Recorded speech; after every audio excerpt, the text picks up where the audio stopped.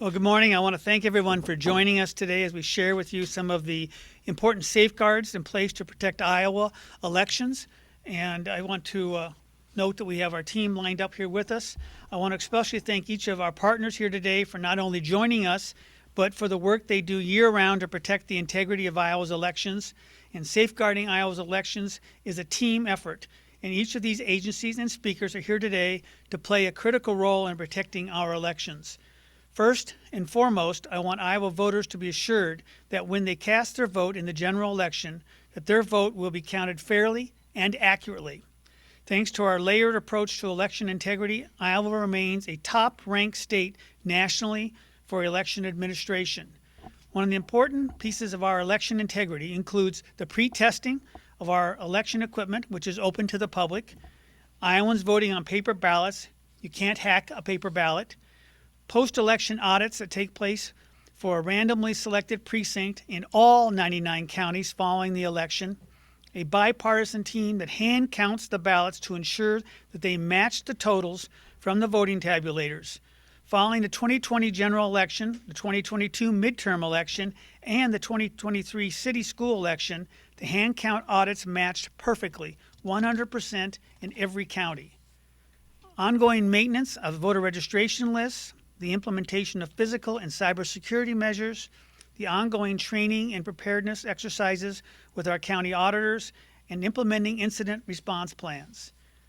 Partnerships at all levels of government, which includes everyone who is up here with me today, as well as our local election officials in all 99 counties.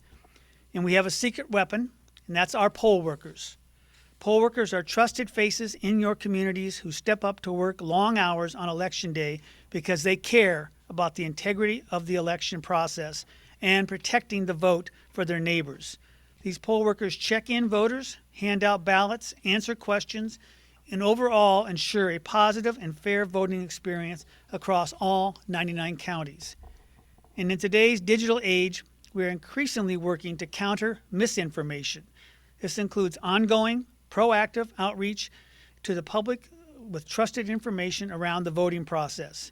I want to encourage Iowans to verify information they receive, whether it be online or through word of mouth, with trusted sources of information. Those trusted sources include us at the Iowa Secretary of State's office and your local county auditor. Now I'd like to introduce our first speaker, Commissioner Stephen Baines with the Iowa Department of Public Safety. Thank you, Secretary Pate. Good morning. I would like to start by saying that voting is one of our most sacred civic responsibilities, and the Department of Public Safety will do everything in its power to ensure that Iowans can discharge that responsibility safely and with confidence. Next, I want to thank the Secretary of State's office for its effort in bringing together this broad group, all of whom are committed to protecting our electoral process.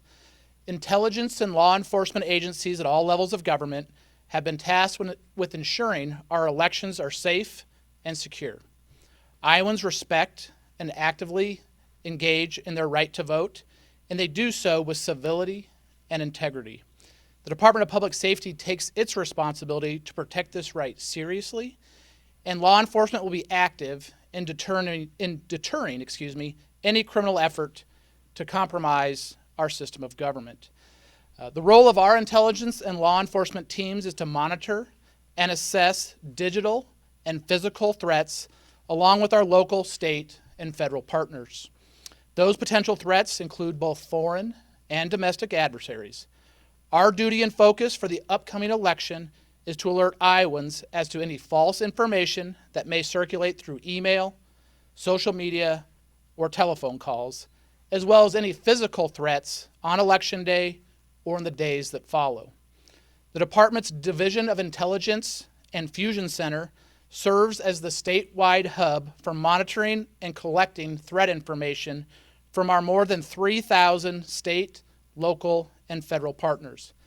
As we receive reported threats, they are immediately assessed by our team and then shared with all necessary parties, whether that be the Secretary of State's office or our federal and local partners.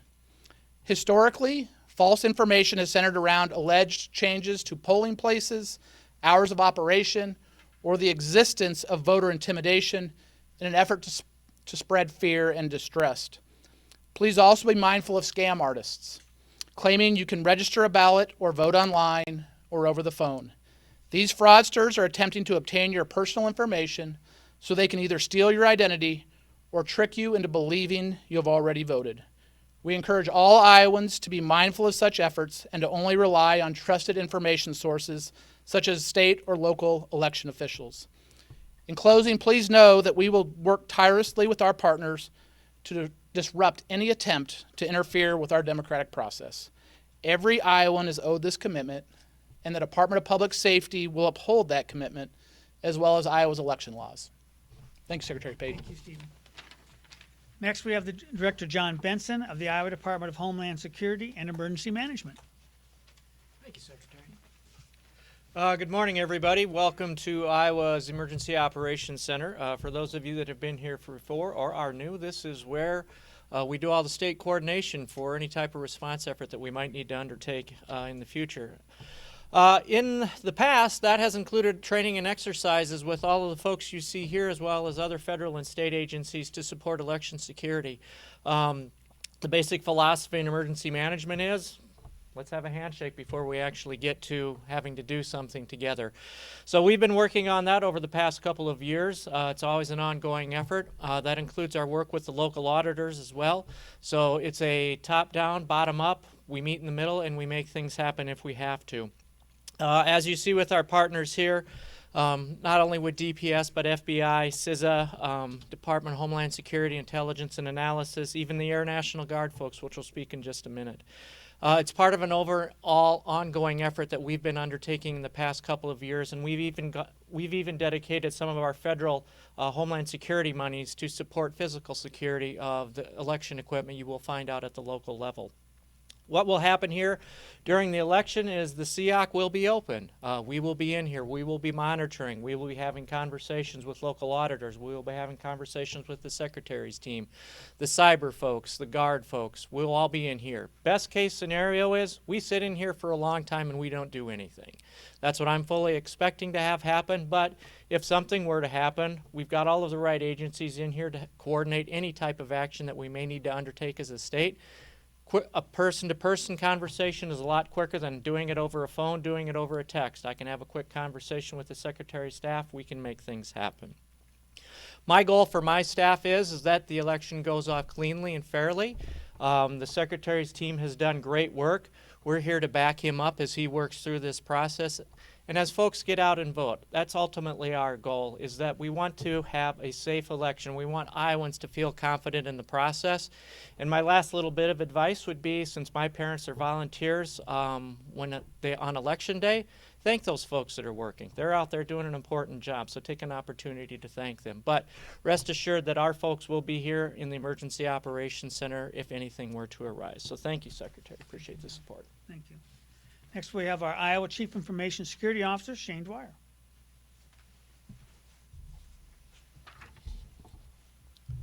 I'd like to thank the Secretary of State's office and our entire election security team who work tirelessly to ensure safe elections in Iowa. Cyber attacks are a rising danger in today's digital world.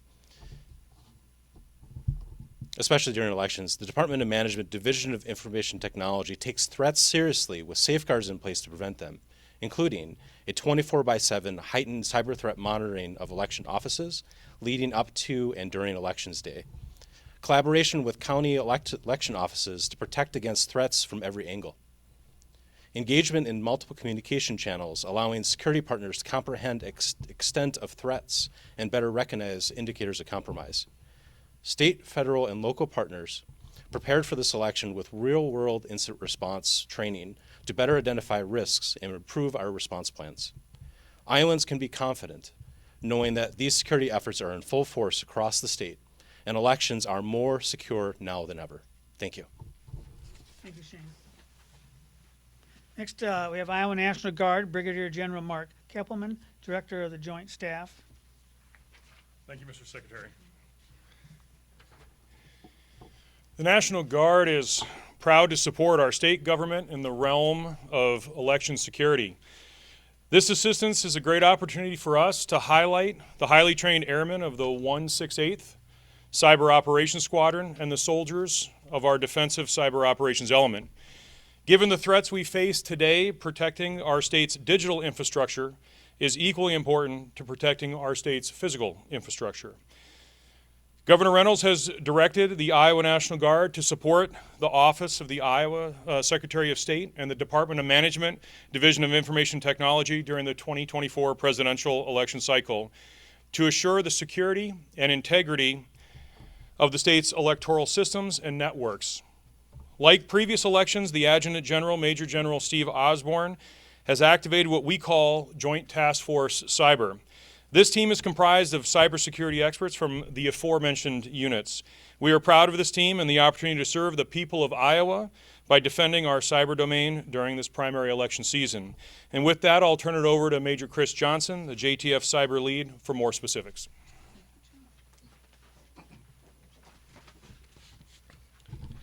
Thank you, General. Joint Task Force Cyber has developed excellent relationships with our supported state agencies. We have performed the role in Iowa elections for the past 6 years and have trained closely with our counterparts throughout the last 9 months. Our Air and Army service members are very familiar with the Secretary of State's software monitoring tools.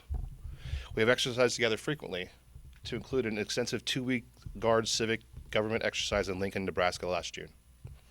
Our team will be embedded right here at the State Emergency Operations Center, working side by side with our state IT personnel.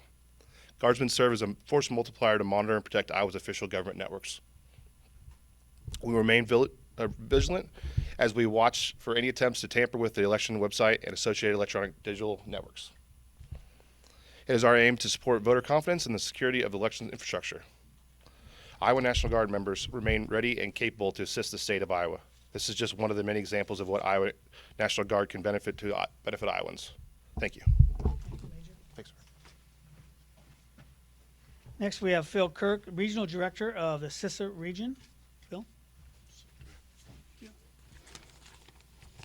Good morning. Thank you, Secretary Pate, for inviting CISA to be with you here again today, and thank you to the members of the media in attendance who are covering this immensely important topic. Already, many Americans have cast their ballots, and millions more will do so between now and November 5th. I'm proud of the fact that Iowa state and local election officials work year-round to prepare for safe and secure elections, and that CISA, security experts across this state and across this region, participate in that, providing whatever support is needed.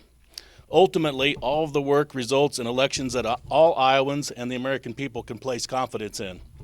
The 2024 election cycle is facing arguably the most complex threat environment ever, but the nation's elections infrastructure is also more secure, and the election community more prepared than ever. This is not an accident.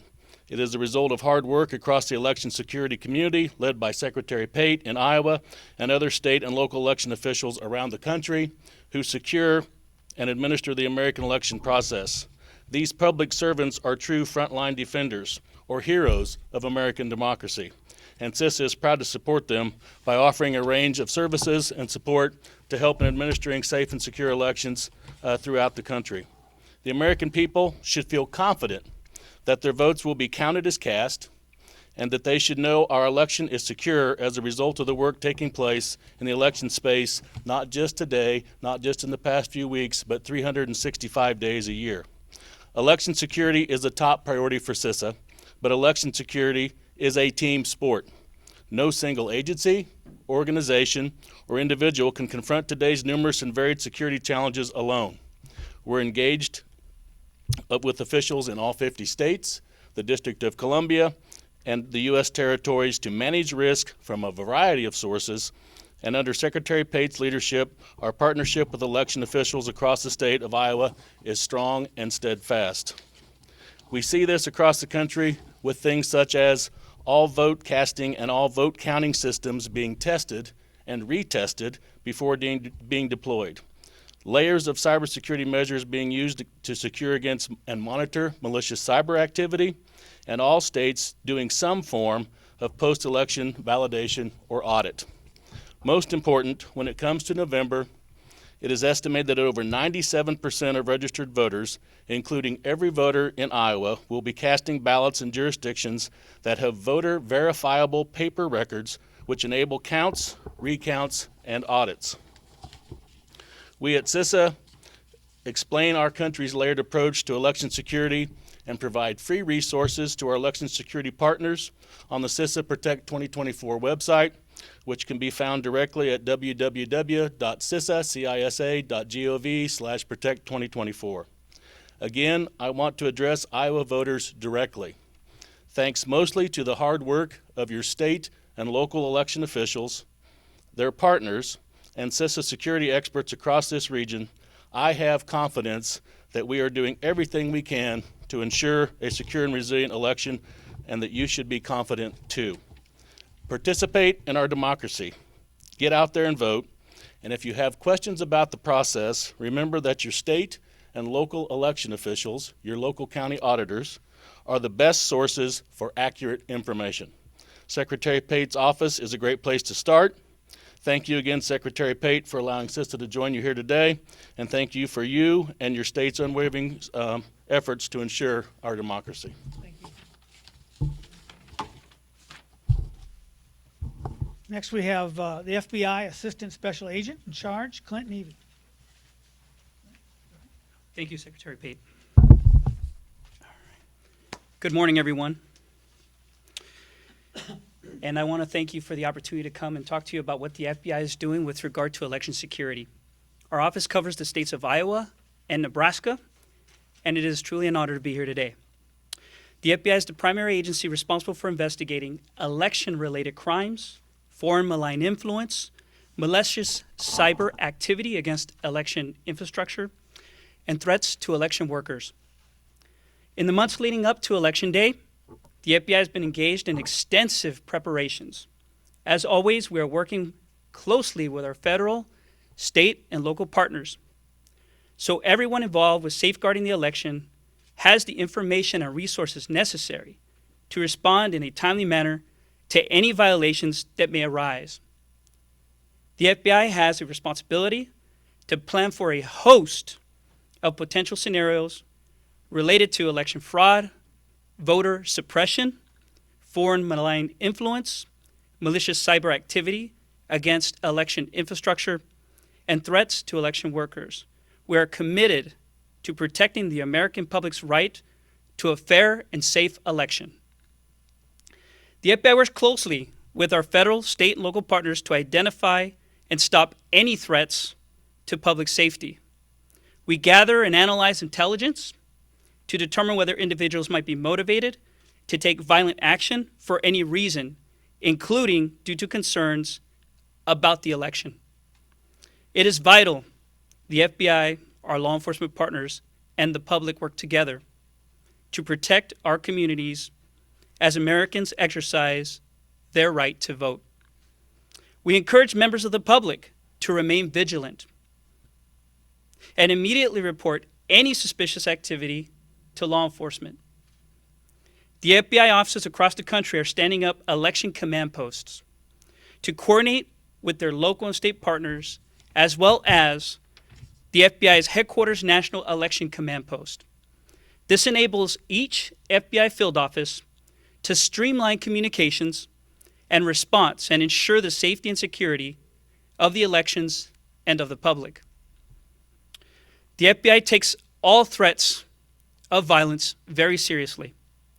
The work of election officials, their staff, and volunteers is essential to our democracy, and any threat to these public servants is completely unacceptable. The FBI remains vigilant in our efforts to detect and assess possible threats, and as always, we encourage the public to promptly report suspicious activities which could represent a threat to public safety. The FBI is ready, willing, and able to investigate these crimes, but we also need the public's help. The FBI encourages citizens to report election crimes and threats targeting election workers to the FBI Omaha field office at 402-493-8688, or go online to tips.fbi.gov, or by calling 1-800-CALL-FBI, 1-800-225-5324. Thank you. Thank you all. I want to underscore the significance of having each of these partners together in the room now before the election. We recognize the important roles each of these agencies play in protecting the integrity of our vote. It is because of numerous checks and balances and many, many layers in place that help us to ensure that Iowa elections are safe and secure. And before we wrap up, I do want to address a topic that I'm sure is on your minds, which is our recent announcement about non-citizen voters. The role of Iowa's Commissioner of Elections requires balance. On one end, it's absolutely critical that every eligible voter is able to cast their ballot and make their voices heard. On the other end, we are required to follow state and federal law and ensure that only eligible voters participate. This process ensures that every eligible voter can vote. No one has been removed from voter rolls. We have put together the best possible team to keep Iowa elections safe and secure, and that includes all of the local election officials on the front lines. And I have the utmost confidence in our local county auditors and the 10,000 poll workers, our neighbors and friends, who are the ones working our physical elections. I know there are more questions, and for the sake of time, we have put together a fact sheet that answers the most common questions we have received over the last week. I ask you to refer to that document, which we'll hand out and provide via email to each of you. If you do have additional follow-up questions, I will refer you to our communications team as well, as I'm sure we'll be putting out more information as the week goes on until through the election. For many years, I've been guided by three core principles: service, participation, and integrity. We keep this in mind as we undergo the process of protecting Iowa elections and keeping Iowa voters' rolls clean. We're focused on serving local election officials and supporting them in their election day procedures, which is why we have offered them guidance on this process and work with them on a daily basis on helping them prepare for the upcoming election. We've taken every effort available to us to ensure that eligible voters are able to participate in the election process and cast their ballot this November. And we take this role of election integrity very seriously. Remember, folks, we have paper ballots, pre-election equipment testing, post-election audits, physical and cybersecurity measures, partnerships at the state and federal and local levels, and we have really hard-working folks at the front lines, our local election officials and poll workers. Now we'll open up to a few questions, if we can. In today's landscape, misinformation can and does quickly spread. That's why I urge you to be vigilant and rely on trusted sources for your election information. This time, any questions? Secretary, it seems like some of the people on this list that your office flagged as potential non-citizens are in fact naturalized citizens. What steps did you take to verify whether or not these folks were citizens or had become naturalized before you instructed county auditors to challenge them at the polls? Well, not to shortchange my answer here, we put all that information out to you, and we have additional information we'll be sharing with you. But we are limited on what access we have to certain federal documents, and that has been a frustration we've been fighting and dealing with as we repeatedly put requests out to the folks in Washington, D.C. to have a complete list of those folks who are legally here and are non-citizens. And to this date, they have not been cooperative in giving us that list. So that means what we are using is basically the DOT has a list source that is one that the individual has confirmed that they're not a citizen, or they have not acknowledged they're a citizen. And the challenge we have with those 2,000 names is that because of the timing of driver's licenses, some of them may have become a citizen since they filled out that form. It's very frustrating, because, as I said, we're balancing this process. We want everyone to be able to vote. That is why none of them have been taken off the voter rolls.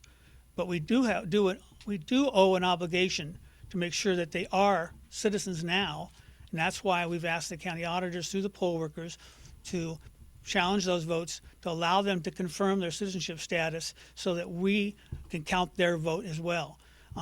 We be very clear about that's why we haven't been trying to reach out and intimidate them or cause them not to want to come vote prior to the election. We want to make sure that folks come, experience their opportunity to vote, and allow us to try to sort out those details. Talking about the online voter registration database, how long has your office been non-citizen category, the self-reported non-citizen category voting.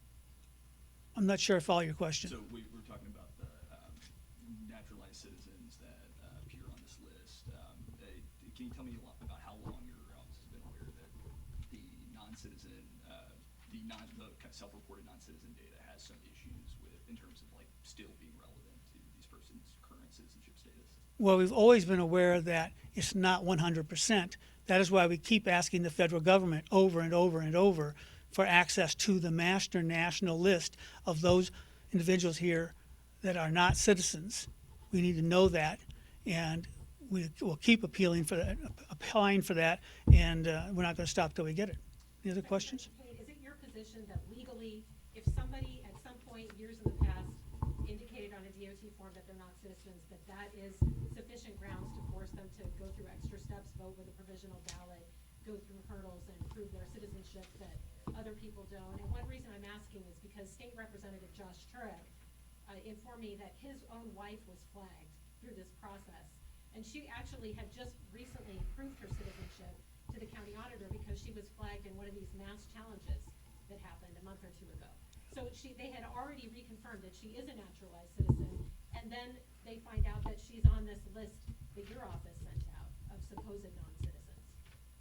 Well, I think you answered your own question, and that is, and as I stated already, we're working off the only list that we have available to us. Unless the Department of Justice and Homeland Security is willing to give us the master list, this is the best we can do. We're not stopping anyone from voting. They are still on the voter registration rolls. This is different than what you're seeing in other states where they've removed these people. We are simply asking our poll workers to confirm their citizenship status because of the lag period in the records we have available to us right now. I don't believe, let me finish. I don't believe for one moment that most of these citizens are going to be put in a position where they cannot vote. That's why we're doing a provisional for those individuals. And that's why we count on county auditors to be able to assist us with some of the information. Just as you mentioned, if the auditor's aware of it, then there's no issue. She would not be challenged on election day because they already know. The trouble is the lag in getting that information through the process. And we're going to continue to work on that with the legislature and hopefully Congress and the federal government being better about giving us information. You're saying she wouldn't be challenged, but she's on the list that you sent. That's not a master list. I mean, it's not a sense of every one of them are challenged. The auditor has the latitude. If they know the answer already, then there's no point in challenging it. The Lynn County auditor was able Next question. I'm going to give everybody a chance. Anybody else? You mentioned people being removed.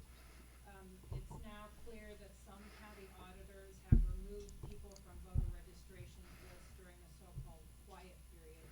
Can you tell us how many challenges have been filed in at least the 3 counties, if not more, that have been identified by VoteSmart? When VoteSmart works with our office on this issue. When they brought it to our attention, some counties may have went beyond the 90-day or 70-day window. There's 2 different windows.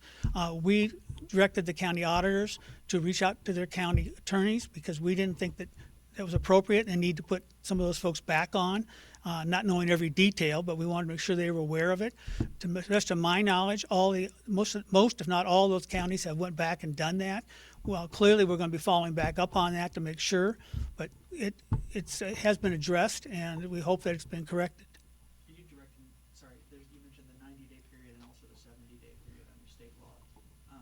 Can you maybe explain the difference or if they should be processing any challenges within that 90-day period at all? Well, there are things we do process.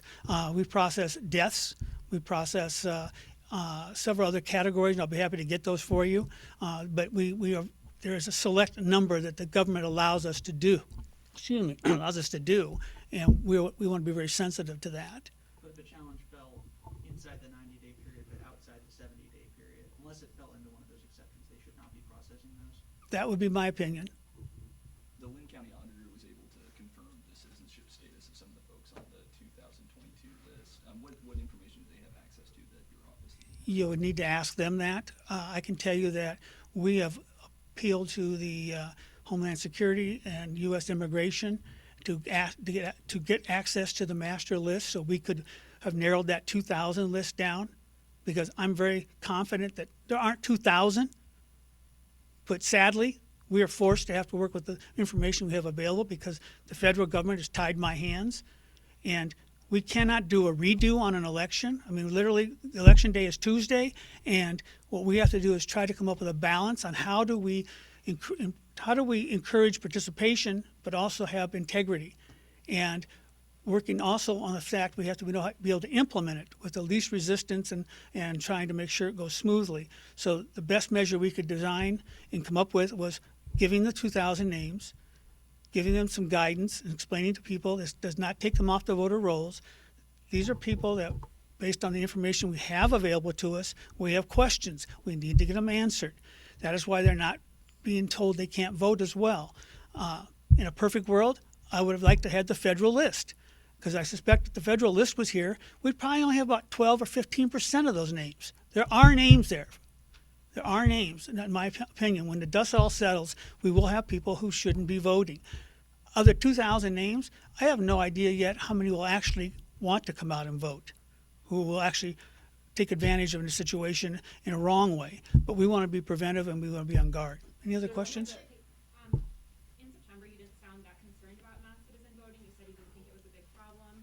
Did something change between then and the time that you requested that list from the DOJ? Why didn't you request it sooner so that this wouldn't be happening so close to the election? We were watching how other states were dealing with it. We've been looking at trying to determine what legal sources we can use. I think we're all pretty sharp in watching what's going on around the country. Every time a move is made, there's a lawsuit. There's another lawsuit. There's another lawsuit. So we need to make sure whatever we're doing is going to stand up in court. It's fair to the folks, so we're not disadvantaging anybody from being able to disenfranchising anybody from voting. So we had to look for what options we had available to us. We needed to find out what list could we get access to. And we do get some DOT reporting. This is just happened to be one item on the DOT that we didn't have on our radar that we were ready to respond to. And as soon as it was brought to our attention, we went out and we ran that. And as quickly as we could, we just tried to sort out, now what? Okay, we found the 2,000 names. What's next? We went through manually to review them again, because we didn't just want to send these out. So my staff has gone through this manually to review them as well before we did it.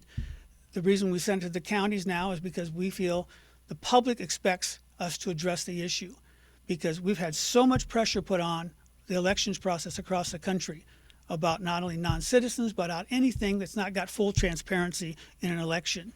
And this is the closest we could come to providing that transparency at this time. As I've said now repeatedly, in a perfect world, I'm going to tell you right now, if the folks in Washington, D.C. would cooperate and let us have what I don't understand is the big secret, is a list of non-citizens who are here. These are legal non-citizens who are here, so that we can check against our database. This would be a moot point, and I could stand here today and tell you this is the hard number of how many people are showing that they have registered to vote who are not citizens in the United States. That would make things so much simpler, but we have to work with what we have. One more question. You had one? You had mentioned that the voter registration rules have been audited very frequently. Is this the first time you're taking a look at citizenship? And if not, some of the voter registration information dates back to the 2000s, so why was this maybe Sure. not looked at before? Well, we have constantly looked at what information we had on I call it the fields that we monitor. This was one that had not arisen to be given the attention that we're giving it today. And obviously a lot of it's just because of the attention that's come up in the public, wanting to know the answer. Just as you're asking me the question, the public are asking the question, and that is, are you checking to see if they're all citizens? And I think the alarming issue was when we identified the more definitive list, the 100 and some plus names, who have themselves said they're not a U.S. citizen and have been voting or have registered to vote. Those are the hard list we have.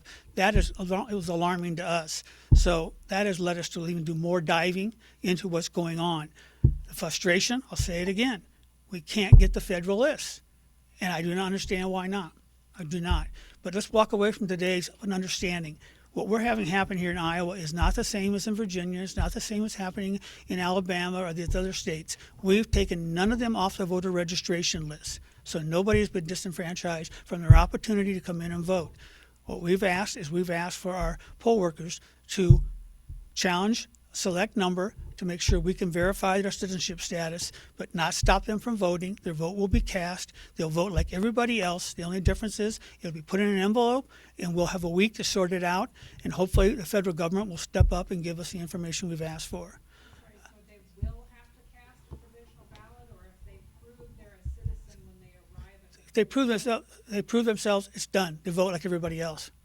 Over with. I just wanted Is to there a risk- clarify, you haven't taken a look at the citizenship before, this is the first time? We have looked at it from the standpoint that when people sign their application to be a voter, they're saying they're a citizen. That's how we have to go. That's the way the law, both state and federal, works. So that's what we've been using.